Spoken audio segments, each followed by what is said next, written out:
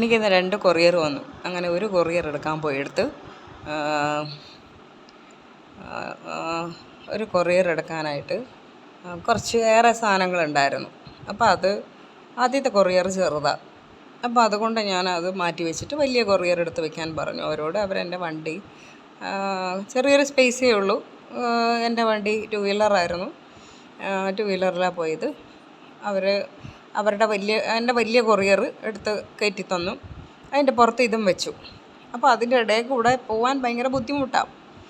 അപ്പോൾ അവിടെ സ്റ്റാഫ് വേറെ ഏതോ കൊറിയർ എടുക്കാനൊക്കെ ആയിട്ട് അങ്ങോട്ട് നടന്നു. അല്ലെങ്കിൽ അയാളെ എനിക്ക് എടുത്ത് വെച്ച് തരില്ല. ഇന്ന് അവരുടെ ഉണ്ടായിരുന്ന ലോറിക്കാരൻ, ഏതോ ആ വണ്ടീൻ്റെ ലോറിക്കാരൻ എനിക്ക് നീക്കി വെച്ച് തന്നു എൻ്റെ വണ്ടിയിലോട്ട് കയറ്റി വെച്ച് എന്നിട്ട് നിങ്ങൾ കയറിക്കോ എന്ന് പറഞ്ഞു. ഞാൻ കയറി. വണ്ടി മുന്നോട്ട് എടുക്കുമ്പോഴേക്കും വണ്ടി കയറി ഓക്കെ എന്ന് പറഞ്ഞിട്ട് ഇവൻ എന്നെ തൊടുന്നതും 2 തവണ എന്നെ തുടക്കി. തൊടേൻ്റെ കുറച്ചുകൂടെ മുകളിലേക്ക് കയറിയിട്ട് ഞാൻ എന്താക്കി, വണ്ടി കുറച്ച് മുന്നോട്ട് കൊണ്ടുവച്ചിട്ട് അവൻ വിചാരിച്ചില്ല ഞാൻ വണ്ടി വെക്കുമെന്ന്. എൻ്റെ അവസ്ഥ അങ്ങനെയായിരുന്നു. വണ്ടി വെക്കാൻ പറ്റാത്തൊരു അവസ്ഥ എനിക്കുണ്ട്. വലത് കാല് നമുക്ക് കുത്തിപ്പിടിച്ചിട്ട് വേണം ഇടത് കാല് സ്റ്റാൻഡ് ഇടാനല്ലേ. ഞാൻ അങ്ങനെ തന്നെ, അവൻ വിചാരിച്ചില്ല ഞാൻ ഇറങ്ങി വരുമെന്ന്. ഞാൻ സ്റ്റാൻഡ് ഇട്ടിട്ട് ഞാനിങ്ങ് ഇറങ്ങി വന്നിട്ട് കൊടുത്തില്ലേ പൂരത്തിന്, നല്ലോണം കൊടുത്തു. ഞാൻ പറഞ്ഞു, എടാ എന്തിനാ, എൻ്റെ അച്ഛൻ്റെ വിധം പ്രായമുണ്ട്. ഞാൻ പറഞ്ഞു, നീ എന്താടാ കാണിച്ചതെന്ന് ചോദിച്ചു. ഞാനെന്താ കാണിച്ചു, ഞാനൊരു ഹെൽപ്പല്ലേ ചെയ്തുള്ളൂ. ഞാൻ പറഞ്ഞു, നീ ഹെൽപ്പാണോ ചെയ്തത്? നീ ഹെൽപ്പ് ചെയ്തിട്ട് നീ അവസാനം എന്താ ചെയ്തത്? എന്നെ തോണ്ടി. എടാ എന്തിനാടോ മാന്തിയെന്ന് ചോദിച്ചു. ഞാൻ പറഞ്ഞു, നീ എന്തിനാടോ എന്നെ മാന്തിയത്? 1 തവണയല്ല 2 തവണയല്ല. അപ്പം ഞാൻ അവൻ്റെ കയ്യങ്ങ് തട്ടിയപ്പോൾ അവൻ പാഞ്ഞ് അവിടെ ചെന്നിരുന്നു. ഞാൻ പറഞ്ഞു, അയ്യോ എനിക്ക് മക്കളുണ്ട് എന്ന്. ഞാൻ പറഞ്ഞു, പെമ്മക്കളുണ്ടോടാ നിനക്ക്? ഉണ്ടെന്ന് പറഞ്ഞു. ഞാൻ പറഞ്ഞു, നിൻ്റെ പെമ്മക്കളെങ്ങനെ സേഫായിരിക്കും നിൻ്റെ അടുത്ത്? നീ എന്നോട് ഇങ്ങനെ കാണിച്ചെങ്കിൽ നിൻ്റെ പെമ്മക്കൾ നിൻ്റെ അടുത്ത് സേഫ് അല്ലടാന്ന് പറഞ്ഞു. എന്നിട്ട് ഞാൻ പറഞ്ഞു, നിന്നെ ചെള്ളയടിച്ച് പൊട്ടിക്കാൻ എനിക്ക് അറിയാഞ്ഞിട്ടല്ല, നീ എൻ്റെ അച്ഛൻ്റെ വിധം പ്രായമുണ്ട്. അയ്യോ ഞാനൊന്നും ചെയ്തില്ല. ഞാൻ പറയടോ, നീ തോണ്ടിയത് എനിക്കറിയാമല്ലോ. എൻ്റെ ശരീരത്തിലല്ലേ നീ തോണ്ടിയത്, എനിക്കറിയാമല്ലോ. നിന്നെ ഞാനല്ല തോണ്ടിയേക്കണേ, നീ എന്നെയാണ് തോണ്ടിയേക്കണേ. നമ്മളൊരു ഹെൽപ്പ് ചോദിക്കുമ്പം ആണുങ്ങളുടെ ഒരു വിചാരമുണ്ട്, നമ്മൾ അവരോടൊരു ഹെൽപ്പ് ചോദിച്ചു കഴിഞ്ഞാൽ അവർ മിസ്യൂസ് ചെയ്യാൻ നമ്മളെ വരും. പിന്നെ നെക്സ്റ്റ് ഡേ മുതൽ അവർ ചോദിക്കുന്നത് വേറെ കാര്യങ്ങളാണ്. നിങ്ങൾ കുളിച്ചോ, നിങ്ങൾ ഡ്രസ്സിട്ടോ, തിന്നോ കുടിച്ചോ, നമുക്കിനി വീട്ടിൽ പൈസയുണ്ടോ, അരിയുണ്ടോ എന്നല്ല ചോദിക്കൽ. നീ കുളിച്ചോ, രാത്രി ഏതാ ഡ്രസ്സ് ഇട്ടേക്കണത്? ഇതൊക്കെ നമ്മളൊരു ഹെൽപ്പ് ചോദിച്ചു തരുന്നത്. നമുക്കൊരു ഹെൽപ്പ് ചെയ്ത് കഴിഞ്ഞ് പിന്നെ അവന്മാർക്ക് പറയാനുള്ളൂ. ചുരുക്കം ചിലർ മാത്രമേ ഉള്ളൂ പാവം, ബാക്കി എല്ലാവന്മാരും ഇങ്ങനെയൊക്കെ തന്നെയാണ്. എന്നിട്ട് ഞാൻ കൊറിയർ എടുത്തുകൊണ്ട് വന്ന് അവനെ അവിടെ കൊന്നില്ല എന്നേയുള്ള അത്രയ്ക്ക് ഞാൻ കൊടുത്തു. അവിടെ ആളെല്ലാം കൂടി, പിന്നെ ആൾക്കാരോടെ എല്ലാം പറഞ്ഞു. ഞാനിങ്ങനെ വണ്ടി എടുത്തുകൊണ്ട് വന്ന് ഇവിടെ വന്ന് ഞാൻ ഉടനെ തന്നെ ഇതിൻ്റെ ഹെഡ് ഓഫീസിലേക്കൊക്കെ വിളിച്ച് പറഞ്ഞു. എല്ലാവരെയും വിളിച്ച് ഞാൻ അറിയിച്ചു. അത് നമ്മൾ പെണ്ണുങ്ങൾ പ്രതികരിക്കണം. നമ്മളെ ഒരാൾ തോണ്ടുമെങ്കിൽ അവിടെ പ്രതികരിച്ച് അവനെ നാറ്റിക്കണം പബ്ലിക്കായിട്ട്. എനിക്ക് അവിടെ നിന്ന് വീഡിയോ എടുക്കാൻ പറ്റിയില്ല, കാരണം എൻ്റെ മൊബൈലെല്ലാം വണ്ടിക്കകത്തായിപ്പോയി. കൊറിയർ ഒക്കെ നല്ല ലഗേജാണ്. അപ്പോൾ അത് ഏറ്റവും മുകളിലിരുന്നു, വണ്ടിക്കകത്തായിപ്പോയി. മൊബൈൽ എടുക്കാനും പറ്റിയില്ല. അവന് കൊടുക്കാവുന്ന ഉള്ളതിൽ അടിച്ചില്ല എന്നുള്ളൂ, ബാക്കിയെല്ലാം ഞാൻ കൊടുത്തു. നല്ല പറഞ്ഞു, വഴക്കുണ്ടാക്കി. അവരെ വന്നപാട് ഞാൻ പാഴ്സലെടുത്ത് അവിടെ ഞാൻ വിളിച്ച് പറഞ്ഞു, കംപ്ലൈൻറ്റ് പറഞ്ഞു. ഞാൻ പറഞ്ഞു, എന്നെ പ്രൈവറ്റ് പാർട്ടിൽ അവൻ തോണ്ടി എന്ന് പറഞ്ഞു. വിളിച്ച് പറഞ്ഞു, ഇങ്ങനെ മാന്തുക. ഞാൻ പറഞ്ഞു, ഞാൻ നിന്നോട് പറഞ്ഞാടാ, എനിക്ക് അവിടെ ചൊറിയുന്നുണ്ട്, നീ മാന്തി തരാനോ എന്ന് ചോദിച്ച്. ഞാൻ പറഞ്ഞു അവനോട്, എനിക്കവിടെ ചൊറിയുന്നുണ്ട് മാന്താൻ. ഇതെല്ലാം ഞാൻ അവിടെ ചോദിച്ചിട്ട് ഞാനിങ്ങ് പോന്നു. എന്നിട്ട് ഹെഡ് ഓഫീസിൽ വിളിച്ച് പറഞ്ഞു, ഇതിൻ്റെ മാനേജറെ വിളിച്ച് പറഞ്ഞു, എല്ലാവരെയും വിളിച്ച് പറഞ്ഞു. അവർ പറഞ്ഞു ആക്ഷൻ എടുക്കാമെന്ന് പറഞ്ഞു. അവൻ്റെ ജോലി പോട്ടെ തേണ്ടി, അവനൊന്നും ജോലി ചെയ്യരുത്, അവനൊന്നും ജോലി കിട്ടാണ്ട് നരയിക്കണം പൊട്ടി.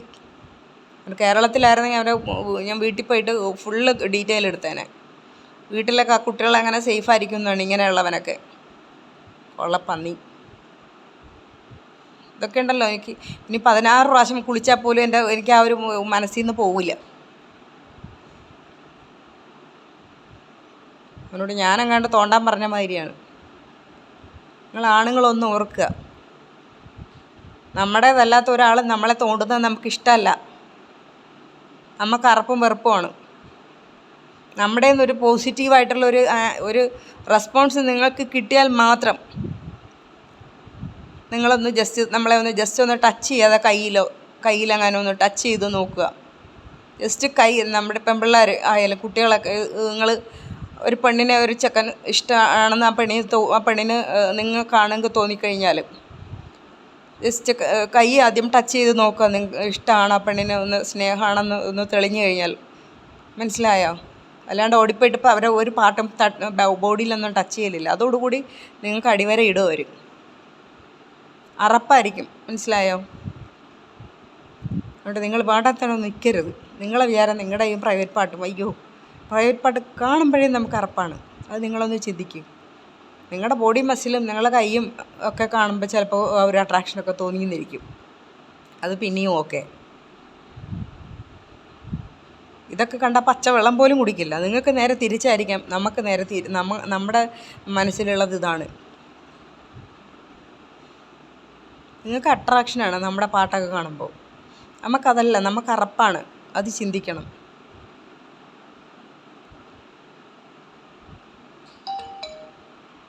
അവനെ കൊല്ലാതെ വന്നല്ലോ, അതാണ് എനിക്ക് സങ്കടം. അവനെ അടിക്കാൻ പറ്റിയില്ലല്ലോ എന്ന്. അവനൊരു അടി കൊടുത്തെങ്കിൽ എനിക്കൊരു സമാധാനമായേനെ. അതൊന്നും പറ്റാത്തതുകൊണ്ട് എനിക്കിപ്പോഴും ആ ദേഷ്യം തീർന്നില്ല. അവൻ ചെള്ളക്കടിക്കാൻ കൈ ഇങ്ങനെ പൊന്തി പൊന്തി പൊന്തി വന്നു. പിന്നെ തന്തേൻ്റെ അത്രയും പ്രായമുണ്ടല്ലോ എന്ന് വിചാരിച്ചിട്ടാണ്. അവരവിടെ നിന്ന് നല്ല കൊടുത്തോളാം എന്ന് പറഞ്ഞിട്ടുണ്ട്. അവിടെ അവൻ്റെ തീരുമാനമായി അവൻ്റെ കഥയ്ക്ക്. അവിടെ നാട്ടുകാർ മൊത്തം വളഞ്ഞിട്ടുണ്ട്. നിങ്ങളോടൊരു ഹെൽപ്പ് നിസ്സഹായ അവസ്ഥയിലായിരിക്കും ഓരോരുത്തരും ചോദിക്കുന്നത്. ഒരാണിനോടൊരു ഹെൽപ്പ് ചോദിക്കുന്ന അവരുടെ നിസ്സഹായ അവസ്ഥയിലായിരിക്കാം. ചിലപ്പോൾ ഭർത്താവില്ലാത്തൊരു ഭാര്യയായിരിക്കാം. ചേട്ടാ എന്നെ ഒന്ന് ഹെൽപ്പ് ചെയ്യുമോ, എനിക്കിങ്ങനെ ഓട്ടോ വിളിച്ച് തരുമോ? ഇല്ലെങ്കിൽ നല്ല ഗൾഫിലുള്ള ഭാര്യമാരായിരിക്കാം. ചേട്ടാ എന്നെ ഒന്ന് അവിടെ വരെ ഒന്ന് കൊണ്ടാക്കുമോ, ഇല്ലെങ്കിൽ ഒരു ഓട്ടോ വിളിച്ച് തരുമോ, ഇല്ലെങ്കിൽ ഒരു കാർ വിളിച്ച് തരുമോ? ചേട്ടാ ഒന്ന് എന്തെങ്കിലും ഒരു ഹെൽപ്പ് ചോദിക്കാൻ നിങ്ങൾ ആ സ്ത്രീയെ മിസ്യൂസ് ചെയ്യുകയല്ല വേണ്ടത്. സ്വന്തം പെങ്ങളെ പോലെ കണ്ട് ഹെൽപ്പ് ചെയ്യും. നിങ്ങളുടെ ബിഹേവിയർ കണ്ടിട്ട് വേണം ആ പെണ്ണിന് ഒരു നല്ലത് തോന്നി നിങ്ങളുടെ ഒരു അട്രാക്ഷൻ തോന്നാനായിട്ട്. അല്ലാണ്ട് രണ്ടിൻ്റെ അന്ന് രാത്രി കുത്തിയിരുന്ന് വിളിക്കലല്ല ഒരു ഹെൽപ്പ് ചെയ്തെന്നും പറഞ്ഞുകൊണ്ട്. നിങ്ങളൊരു ഹെൽപ്പ് ചെയ്ത് കൊടുത്തിട്ട് നെക്സ്റ്റ് ഡേ കുത്തിയിരുന്ന് വിളിക്കലല്ല. എന്നോട് പണ്ടൊരു തെണ്ടി ഇതുപോലെ വഴിയിൽ വെച്ചിട്ട് ഒന്ന് നമ്പർ തരുമോ എന്ന് ചോദിച്ചു. ഞാൻ നേരെ അവൻ്റെ ഭാര്യയ്ക്ക് കൊണ്ട് എഴുതി കൊടുത്തു. ഞാൻ പറഞ്ഞു നിങ്ങൾ വന്നപ്പോൾ നിങ്ങളെ ഭർത്താവ് എനിക്ക് എൻ്റെ നമ്പർ ചോദിച്ചു. ഇതാ നിങ്ങൾ ഭർത്താവ് എൻ്റെ നമ്പർ ചോദിച്ചു, നിങ്ങളെ ഭർത്താവിനും കൊടുത്തേക്കെന്ന് പറഞ്ഞു. ബാക്കി ഭാര്യ കൊടുത്തിട്ടുണ്ടാവും. നമ്മളിങ്ങനെയൊക്കെ ചെയ്യണം. കൊടുക്കേണ്ടത് അപ്പം കൊടുത്തങ്ങ് തീർക്കണം. പിന്നെ അവൻ എന്നോട് അയ്യോ ഞാൻ അങ്ങനെ ഉദ്ദേശിച്ച് അങ്ങനല്ല, ഞാൻ പിന്നെ എന്തെങ്കിലും ആവശ്യം വന്നാൽ വിളിക്കണ്ടേ? ആവശ്യം വന്നാൽ വിളിക്കാൻ അവൻ്റെ ഭാര്യയില്ല ഇവിടെ. ഭാര്യനോട് പറഞ്ഞ് ഭാര്യയ്ക്ക് കൊടുത്താൽ പോരെ, ഭാര്യൻ്റെ അടുത്തുണ്ട്. പിന്നെ പ്രത്യേകിച്ച് എൻ്റെ നമ്പറുടെ ആവശ്യം എന്താണ്? നമ്മളയ്യോ ഒരു കുടുംബജീവിതം തകരുമല്ലോ എന്ന് ചിന്തിക്കണ്ട.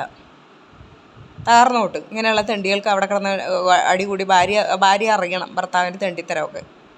ഇങ്ങനെയൊക്കെയാണ് അവൻ്റെയൊക്കെ സ്വഭാവം എന്നുള്ളത്. കള്ളി വെളിച്ചത്തിൽ തന്നെ കൊണ്ടുവരണം. അയ്യോ ഒരു കുടുംബം തകരും, നമ്മളിതിനെ ഒന്നും പുറത്ത് പറയണ്ട. നമ്മൾ പറയാണ്ടിരുന്ന ഇവർ വീണ്ടും തെറ്റുകൾ ചെയ്തുകൊണ്ടിരിക്കും. ഞാൻ പറയും, പറയാത്തൊരു കാര്യമുണ്ട്. അത് പിന്നെ എല്ലാവരും കൂടെ പറഞ്ഞിട്ടാണ് വേണ്ട കാരണം സ്നേഹിച്ച് കെട്ടിയതാ, പാവം ഒരു ചേച്ചിയാണ്. അതുകൊണ്ട് ഞാൻ കടിച്ച് പിടിച്ച് നിൽക്കുകയാണ്. അയാൾ ഇപ്പം നന്നായി. പക്ഷേങ്കിൽ എന്നാണ് എൻ്റെ വായിൽ നിന്ന് അത് ചാടുന്നതെന്ന് അറിയില്ല. ബാക്കി എല്ലാവരും പറഞ്ഞു ആ പെണ്ണെ അറിയാനുള്ളൂ. പുറത്ത് ലൈറ്റ് ഇടണം.